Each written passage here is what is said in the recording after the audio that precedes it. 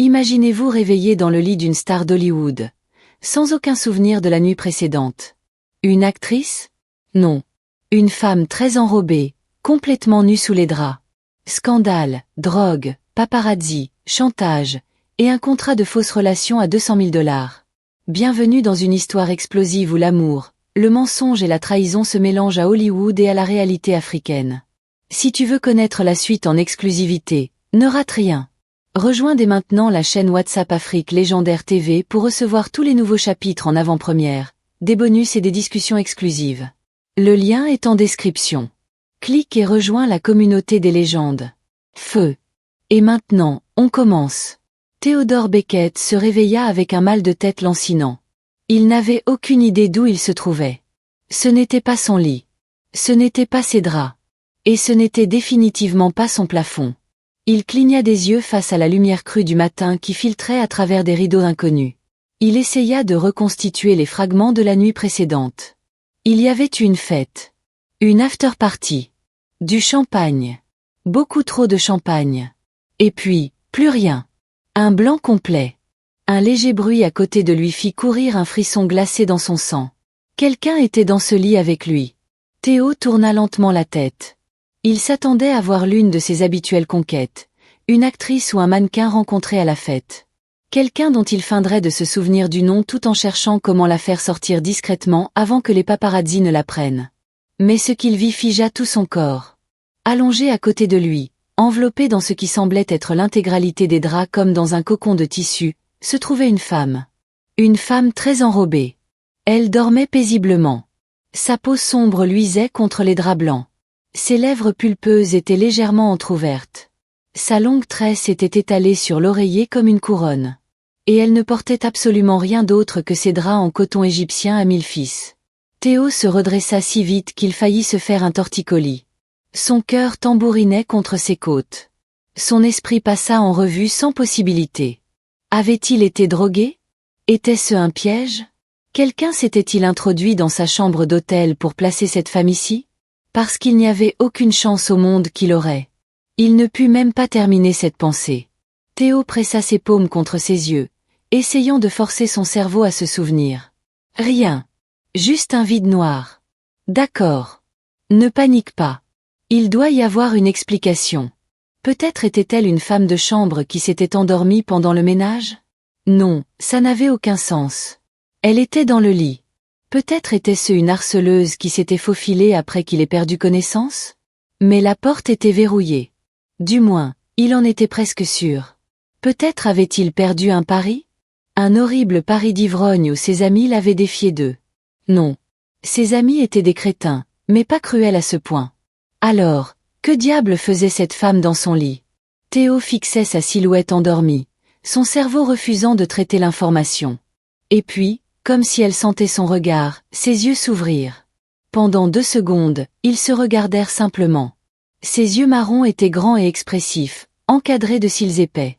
Même dans sa confusion totale, Théo remarqua qu'elle avait un beau visage, des joues rondes, des pommettes hautes, des lèvres pulpeuses et des fossettes profondes même au repos. Puis son expression passa de la confusion ensommeillée à l'horreur totale. Qu'est-ce que... Elle attrapa l'oreiller le plus proche et le balança sur sa tête avec une force surprenante. Aïe! Qu'est-ce que tu m'as fait? Je n'ai rien fait, répondit Théo en levant les bras pour se défendre. Mais elle était implacable. L'oreiller le frappa au visage, à la poitrine, à l'épaule. Arrête de me frapper. Pas tant que tu ne me dis pas ce qui s'est passé. Je ne sais pas ce qui s'est passé.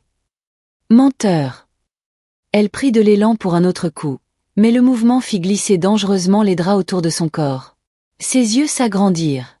Elle lâcha immédiatement l'oreiller et serra les draps contre sa poitrine à 2 mains, reculant si vite qu'elle faillit tomber du lit.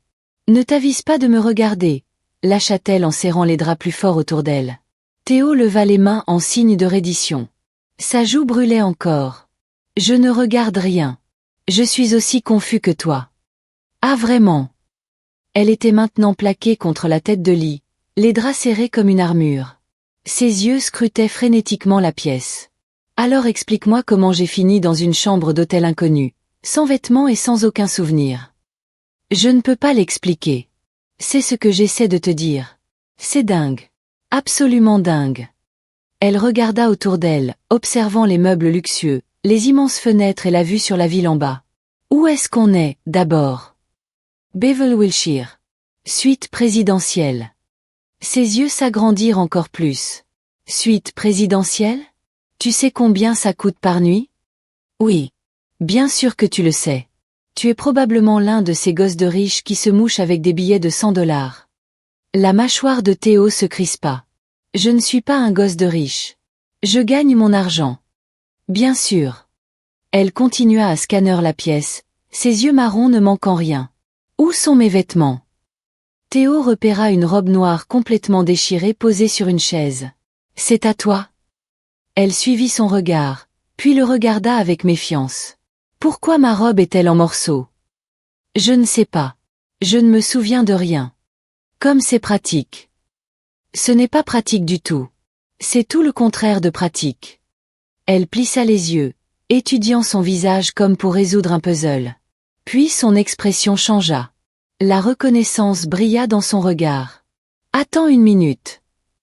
Elle se pencha légèrement en avant, serrant toujours les draps. Je te connais. Ah bon? Tu es cet acteur. Celui de tous ces films d'explosion. Théodore quelque chose. Théodore Beckett. Tu es Théodore Beckett. Théo hocha la tête, épuisé. Oui. Oh mon Dieu. Elle pressa une main sur son front. Ça a encore moins de sens maintenant. Pourquoi? Elle rit. Un son aigu et incrédule qui remplit la pièce. Parce que tu es toi. Monsieur, je ne sors qu'avec des femmes qui n'ont jamais vu un glucide. Monsieur, mon type est si spécifique que les blog people ont fait des diagrammes. Il n'y a aucun univers où tu te réveillerais à côté de moi. Théo ouvrit la bouche, mais elle n'avait pas fini. Tu as perdu un pari? C'était une sorte de défi?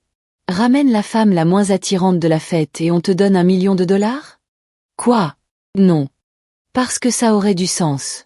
Les mecs riches font des trucs stupides comme ça tout le temps. C'est comme un sport pour vous. Elle parlait de plus en plus vite, son imagination galopante. Ou peut-être que c'était une blague. Tes amis nous ont drogués tous les deux et nous ont mis ici pour rigoler.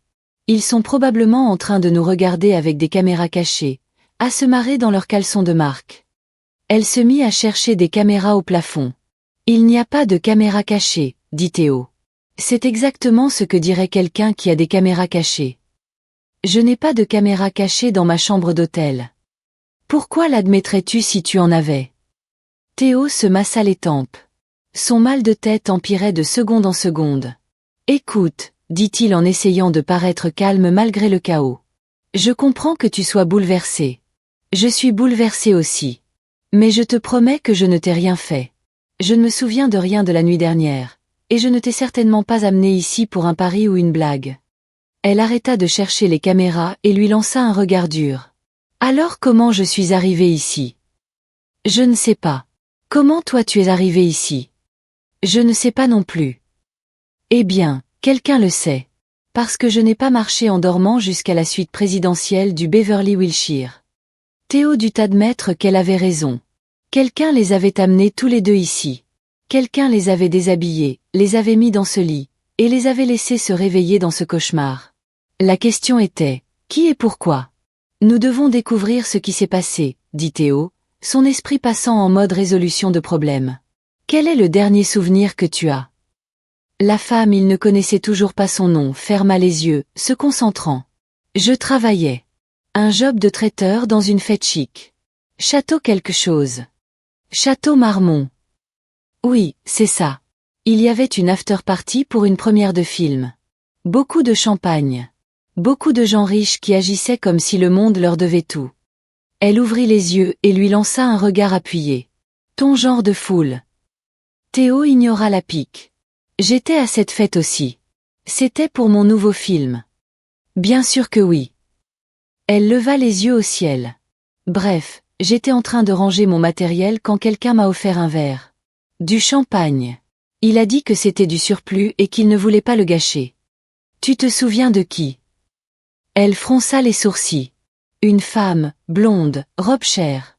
Je ne l'ai pas reconnue, mais elle semblait travailler là. L'estomac de Théo se serra. Et ensuite? Ensuite rien. Tout devient flou. Ses yeux s'agrandirent. Oh mon Dieu, est-ce que j'ai été droguée? Quelqu'un m'a droguée? Quelqu'un nous a drogués tous les deux, dit Théo d'un ton grave. Je ne me souviens de rien après les 2 premières heures de cette fête non plus. Ils se regardèrent. L'horrible vérité s'installait. Ce n'était pas un accident. Ce n'était pas une blague. C'était un coup monté. Il faut que je parte, annonça la femme en se levant tant bien que mal, tout en gardant les draps fermement enroulés autour de son corps. Il faut que je sorte d'ici, que j'appelle la police, que je signale ce qui s'est passé. Attends. Théo leva une main. Avant de faire quoi que ce soit, nous devons réfléchir à ça soigneusement. Réfléchir à quoi? On m'a drogué, kidnappé et largué dans une chambre d'hôtel avec un parfait inconnu. Qu'est-ce qu'il y a à réfléchir? Les paparazzis. Ça la stoppa net. Quoi, les paparazzis? Théo alla à la fenêtre et écarta prudemment le rideau. Son estomac se serra. Il y en a environ 30 devant l'entrée de l'hôtel. Et alors? Qu'est-ce que ça a à voir avec moi? Quelqu'un les a prévenus. Quelqu'un leur a dit que j'étais ici, dans cet hôtel, avec une femme. Il se tourna vers elle, l'air grave. Si tu sors d'ici comme ça. Il fit un geste vague vers son corps enveloppé de drap. Comme ça comment? Sa voix était dangereuse. Comme si tu venais de sortir du lit après avoir passé la nuit avec moi. Son visage passa par plusieurs émotions. Confusion, prise de conscience, horreur. Oh non. Aussi. Non, non, non, non, non. Elle se mit à faire les 100 pas, les draps traînant derrière elle comme un fantôme très stressé. Ça ne peut pas arriver. Ça n'est pas en train d'arriver. J'ai peur que si. Mais je n'ai rien fait. Je suis une victime ici. Tu ne peux pas me dire que les paparazzis vont penser. Ils vont penser exactement ce que quelqu'un veut qu'ils pensent. La voix de Théo était dure. Quelqu'un nous a drogués, nous a mis dans ce lit ensemble, et a prévenu la presse. C'était planifié. Mais pourquoi? Pourquoi quelqu'un ferait ça? Je ne sais pas, admit-il. Mais pour l'instant, nous devons gérer le problème immédiat. Te faire sortir d'ici sans empirer les choses. Comment? Tu as dit qu'il y avait 30 photographes dehors. Il y a peut-être une entrée de service. Oh super. Je vais juste me dandiner par la sortie de service. Ça paraîtra encore plus suspect si on me surprend. Tu as une meilleure idée. Elle ouvrit la bouche pour répondre, puis la referma. Elle se dirigea d'un pas rageur vers sa robe déchirée, les draps flottant derrière elle, et la souleva. C'était une simple robe noire droite, professionnelle et pratique. Mais elle ressemblait maintenant à ce qu'un enfant aurait découpé au cutter. Mes vêtements sont déchirés, marmonna-t-elle. Comment je suis censée porter ça? Théo désigna ses propres vêtements jetés par terre. Tu pourrais porter ma chemise. Elle regarda sa chemise, puis elle-même, puis de nouveau sa chemise. Ta chemise ne passerait même pas sur un de mes bras, joli garçon. Théo la regarda vraiment cette fois. Elle avait raison. Ses chemises étaient taillées pour son corps, pas pour le sien. Les draps, alors, dit-il. Prends-les. Enroule-les comme une robe. J'avais déjà prévu de les prendre. Elle commença à réarranger les draps plus solidement autour d'elle. Considère ça comme une compensation pour mon traumatisme. Ces draps valent environ $3000. Bien. Ajoute-les à ma facture de thérapie. Malgré tout, Théo sentit ses lèvres tressaillir. Cette femme avait la langue bien pendue. Comment tu t'appelles? Demanda-t-il. Elle s'arrêta d'arranger les draps et le regarda avec méfiance. Pourquoi? Parce que si on doit découvrir ce qui s'est passé, je devrais probablement savoir comment t'appeler. Elle réfléchit un moment. Alicia. Alicia Crow. Théo Beckett. Je l'ai déjà dit moi-même, non? Elle finit d'enrouler les draps, créant un drapé étonnamment élégant qui la couvrait de la poitrine aux chevilles. Je sais qui tu es. Tout le monde sait qui tu es. C'est le problème. Qu'est-ce que tu veux dire? Elle rit amèrement. Tu ne comprends vraiment pas, hein? Tu es Theodore Beckett, star de cinéma, idole, le gars qui est sorti avec à peu près toutes les belles femmes minces d'Hollywood. Et moi je suis. Elle fit un geste vers elle-même. Moi. Théo fronça les sourcils. Je ne vois pas où tu veux en venir. Mon point, c'est que celui qui a monté ce coup savait exactement ce qu'il faisait. Ils ont choisi la femme qui causerait le plus grand scandale si elle était vue avec toi. Sa voix vacilla légèrement. La grosse. La blague. Celle dont tout le monde se moquerait. Les mots touchèrent Théo plus fort qu'il ne s'y attendait. Je ne pense pas que tu sois une blague, dit-il doucement. S'il te plaît. Alicia leva les yeux au ciel. Tu m'as regardé comme si j'étais une extraterrestre quand tu t'es réveillée. J'ai vu ton visage. Ne fais pas semblant que tu n'étais pas horrifié. Théo voulut argumenter, mais il ne pouvait pas. Parce qu'elle avait raison. Il avait été horrifié, et elle l'avait vu. Je suis désolé, dit-il, et il le pensait. J'étais confus. Garde ça. Alicia leva une main. Je n'ai pas besoin de tes excuses. J'ai besoin de sortir d'ici. Elle se dirigea vers la porte. Attends. Théo se plaça pour lui bloquer le passage. Tu ne peux pas juste sortir comme ça. Les paparazzi vont te prendre en photo. Je sais, mais quel choix j'ai? Rester ici pour toujours? Laisse-moi appeler mon équipe, mon manager, mon publiciste. Ils peuvent trouver un moyen de te faire sortir en sécurité. Alicia étudia son visage, pesant clairement ses options. D'accord, dit-elle enfin. Tu as 10 minutes. Ensuite je pars. Paparazzi ou pas. Théo passa l'appel pendant qu'Alicia faisait les 100 pas dans la suite comme un animal en cage. 8 minutes plus tard, on frappa à la porte. Théo ouvrit et trouva Craig Holloway, son meilleur ami et manager, qui avait l'air d'avoir vieilli de 10 ans en une nuit. Dis-moi que les photos ne sont pas aussi mauvaises que je le pense, dit Craig au lieu de bonjour. Quelle photo? Craig sortit son téléphone, tapa quelques fois et tourna l'écran vers Théo. Le sang de Théo se glaça. C'était une photo de lui dans ce même lit avec Alicia allongée à côté, son corps enveloppé dans les draps, son visage paisible dans le sommeil. Ils avaient l'air intimes, à l'aise, comme des amants qui avaient passé une nuit passionnée ensemble.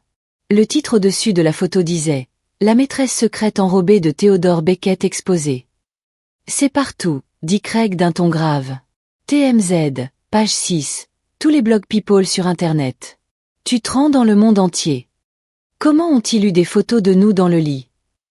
Un drone, probablement, à travers la fenêtre. Craig jeta un coup d'œil derrière Théo et remarqua Alicia debout dans le salon, toujours enveloppée dans ses draps. Mademoiselle Crew, je présume. Comment tu connais mon nom? C'est dans les articles. Quelqu'un t'a identifié via le site de ta société de traiteurs. Toute couleur quitta le visage d'Alicia. Ma société. Craig hocha la tête avec sympathie. Oui, j'ai peur que ton nom et ton entreprise aient été publiés avec chaque photo. Les commentaires sont pas gentils. Alicia attrapa le téléphone de Théo sur la table de nuit avant qu'il puisse l'en empêcher et commença à faire défiler. Son visage passa de pâle à cendreux. Qui a laissé la baleine entrer dans son lit? Luait la voix haute, la voix creuse. Il a fait une crise mentale? Elle a dû le droguer. Impossible que ce soit réel. Il ne la toucherait jamais. Alicia, commença Théo. Enfin la preuve que Theodore Beckett a un goût horrible quand il est saoul. Elle n'est même pas jolie pour une grosse. Alerte croqueuse de diamants. Les mains d'Alicia tremblaient. Quel est son OnlyFans? Elle jeta le téléphone sur le canapé comme s'il l'avait brûlé. C'est un cauchemar, murmura-t-elle.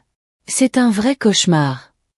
Théo sentit quelque chose se tordre dans sa poitrine. Cette femme n'avait rien fait de mal. Elle avait été droguée, exposée, et maintenant tout Internet la déchirait à cause de lui. À cause de sa réputation. À cause de son « type ». On peut arranger ça, dit Craig, la voix soigneusement calme. On peut contrôler le récit. Alicia rit faiblement.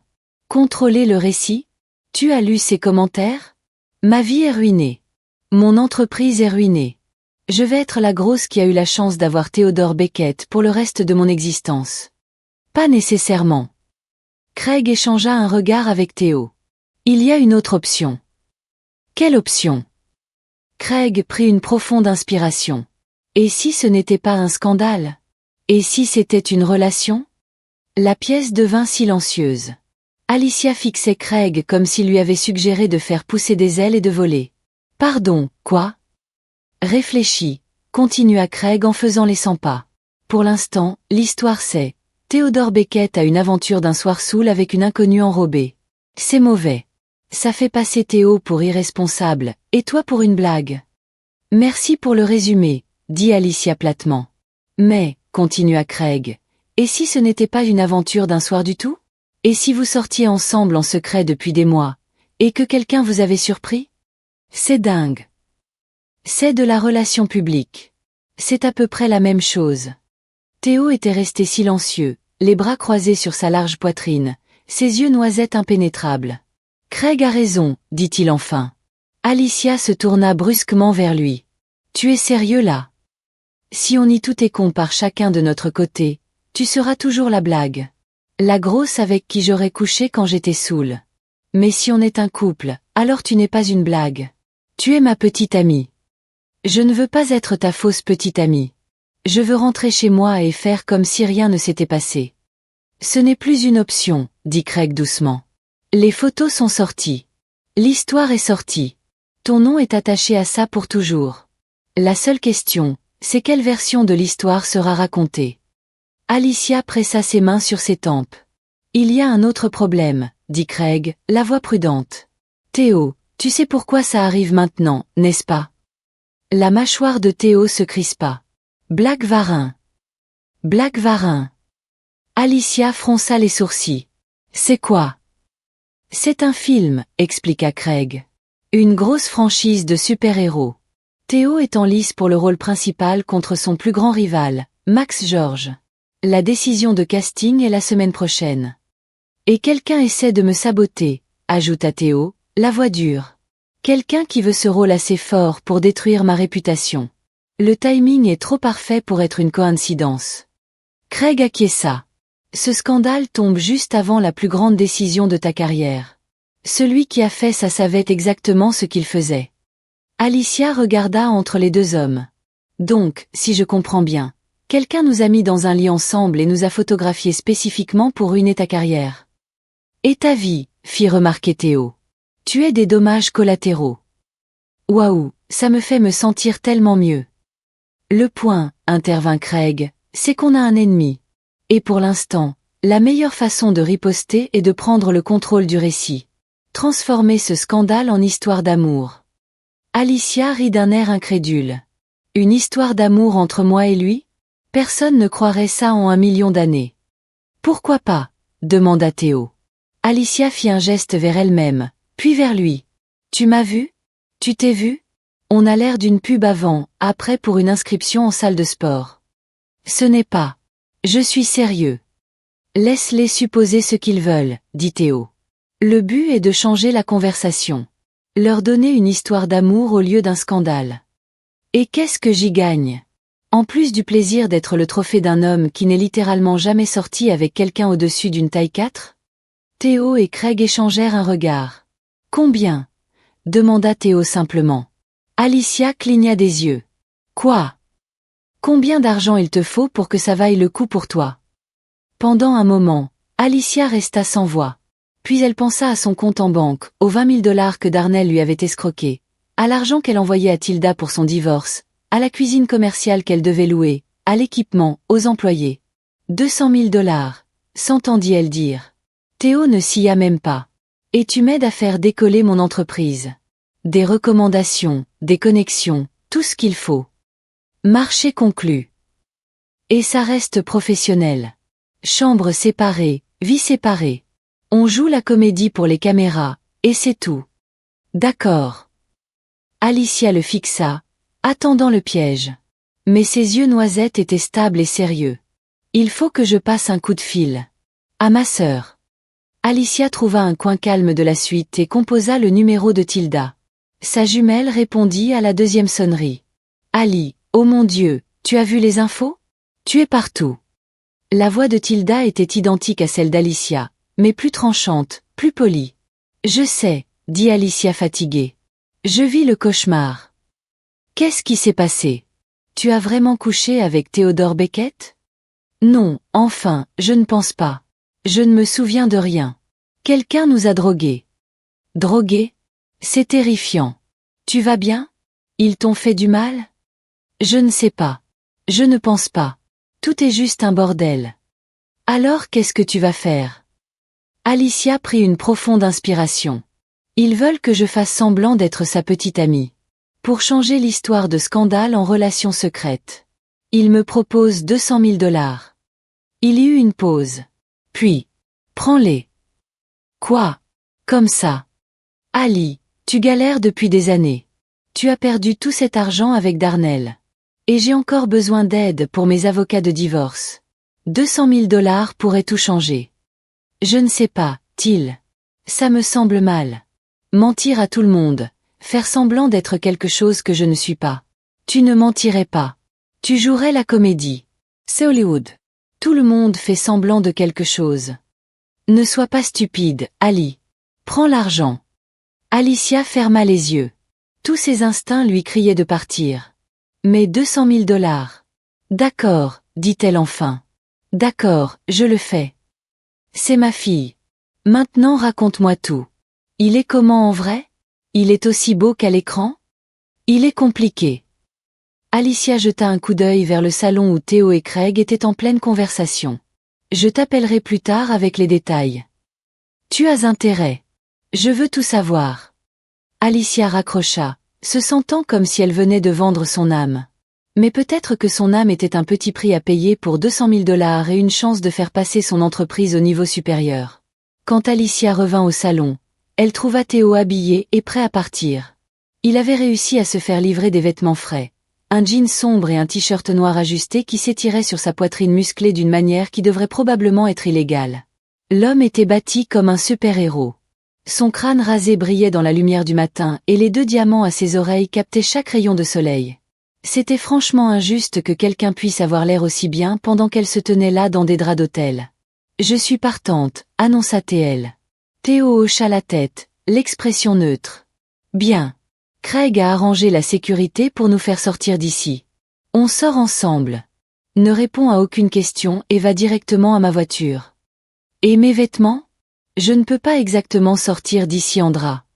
J'ai fait monter quelque chose de la boutique de l'hôtel. Craig lui tendit un sac à vêtements. Ça devrait aller. Alicia ouvrit le sac et trouva une belle robe portefeuille en bordeaux profond. Elle avait l'air chère. Designer, probablement. Comment tu connaissais ma taille? Craig haussa les épaules. J'ai fait une supposition éclairée. Il y a aussi des chaussures et des accessoires. Alicia regarda la robe, puis les 2 hommes. D'accord. Donnez-moi 10 minutes. 15 minutes plus tard, Alicia se regardait dans le miroir de la salle de bain. La robe lui allait parfaitement. La couleur bordeaux complétait magnifiquement sa peau sombre. Le style portefeuille flattait ses courbes sans trop coller. Elle avait l'air bien. Vraiment bien. Elle retoucha ses tresses du mieux qu'elle put, appliqua le maquillage minimal inclus dans les accessoires, et prit une profonde inspiration. C'est le moment. Quand elle sortit de la salle de bain, Théo et Craig levèrent tous les 2 les yeux. Quelque chose passa dans les yeux noisettes de Théo. Il détourna rapidement le regard. Prête? Demanda-t-il, la voix soigneusement neutre. Autant que je peux l'être. Théo enleva sa veste et la lui tendit. Pour les caméras. Ça montrera que je suis protecteur. Alicia voulut refuser. Mais c'était le jeu maintenant. Elle le laissa draper la veste sur ses épaules. Elle était chaude de sa chaleur corporelle et sentait le parfum cher. Et lui. La sécurité est en position, annonça Craig. Allons-y. La traversée du hall de l'hôtel ressemblait à courir un gauntlet. 6 gardes du corps les entouraient. Mais Alicia entendait encore les murmures du personnel et des clients. C'est Theodore Beckett. Qui est la femme avec lui? Oh mon Dieu, c'est la fille des photos. Elle est plus grande que ses habituelles. Ce dernier commentaire frappa Alicia comme un coup de poing dans le ventre. Mais elle garda le menton haut, les épaules en arrière, et les yeux droits devant. La main de Théo vint se poser au creux de ses reins, la guidant à travers la foule. Son toucher était chaud et stable. Malgré tout, Alicia sentit quelque chose papillonner dans son ventre. Arrête, se réprimanda TL. Il te paie. C'est du business. Ils atteignirent l'entrée principale. L'explosion de flash faillit l'aveugler. Théo. Théo. Par ici. Qui est-elle, Théo? C'est ta nouvelle petite amie. Alicia. Comment ça fait de sortir avec Theodore Beckett? Théo garda un visage neutre, sa main ferme dans son dos, la dirigeant vers le SUV qui attendait. Il ne répondit à aucune question. Alicia non plus. Elle garda les yeux sur la voiture, comptant les pas. 10 pas. 8. 6. Alicia. Tu es sa petite amie secrète grosse? La question venait de quelque part sur sa gauche, tranchante et cruelle. Alicia sentit son pas vaciller. La main de Théo pressa plus fermement son dos. Continue à marcher, murmura-t-il, la voix assez basse pour qu'elle seule l'entende. Ne leur donne pas la satisfaction. 4 pas. 2. Et puis elle fut dans la voiture. La porte claqua derrière elle. Les vitres teintées bloquaient les flashs. Elle laissa échapper un souffle qu'elle ne savait pas avoir retenu. « Ça va ?» demanda Théo à côté d'elle. « Bien, mentit-elle. Je vais super bien. » La voiture s'éloigna de l'hôtel, laissant le chaos derrière elle. Et Alicia Crew commença sa nouvelle vie en tant que fausse petite amie de Theodore Beckett. Le trajet jusqu'à la maison de Théo se fit en silence. Alicia regardait par la fenêtre. Le paysage de Los Angeles passait des hôtels haut de gamme aux rues bordées de palmiers, puis à des manoirs de plus en plus massifs. Elle vivait à là depuis 5 ans, mais elle n'était jamais venue dans cette partie de Beverly Hills. Les maisons ici n'étaient pas juste chères. Elles étaient obscènes. Quand la voiture tourna enfin dans une allée, la mâchoire d'Alicia se décrocha. La maison était un manoir. Un vaste domaine moderne avec des lignes épurées, d'immenses fenêtres et plus de mètres carrés que certains centres commerciaux. « C'est ici que tu vis ?» demanda-t-elle incrédule. « C'est ici que je dors », corrigea Théo. « Je ne suis pas sûre que j'appellerais ça vivre. » La voiture s'arrêta devant l'entrée principale. Théo descendit sans attendre que le chauffeur lui ouvre la porte. Alicia le suivit, essayant de ne pas rester bouche bée. « Ta chambre est dans l'aile, » dit Théo en la guidant à l'intérieur. « Tu auras ta propre salle de bain, un dressing et un balcon. Le personnel t'aidera pour tout ce dont tu as besoin. » Le personnel. Femme de ménage, cuisinier, jardinier, sécurité. Alicia hocha lentement la tête, se sentant de plus en plus déplacée. « Je dois passer quelques appels », continua Théo en sortant déjà son téléphone. « Sens-toi libre d'explorer. La cuisine est entièrement approvisionnée si tu as faim. » Et comme ça, il disparut. Alicia resta seule dans le vaste hall d'entrée, entourée de sol en marbre, d'art moderne et du genre de silence que seul l'argent peut acheter. Dans quoi s'était-elle fourrée? Et voilà pour ce chapitre. L'histoire commence à peine à s'intensifier. Si tu veux savoir qui est vraiment derrière ce coup monté, si Théo et Alicia vont tomber amoureux pour de vrai ou si tout va exploser, fais-moi plaisir. Like cette vidéo, abonne-toi et active la cloche pour ne rien manquer de la suite.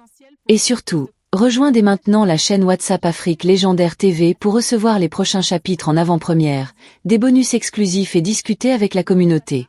Le lien est en description.